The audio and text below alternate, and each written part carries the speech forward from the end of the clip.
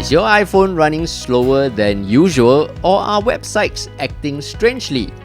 One of the easiest fixes is by clearing your cache and cookies. In today's video, I'll show you exactly how to delete cache and cookies on your iPhone from Safari to other apps so your device runs smoother and your browsing stays fresh.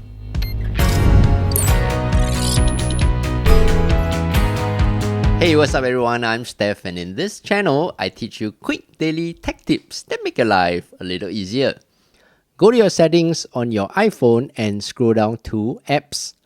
Scroll down to look for Safari, or you can swipe down a little and search for Safari. Then, scroll down until you see the option Clear History and Web Data.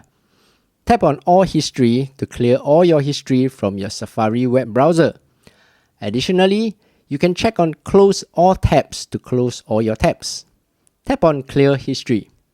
There you go.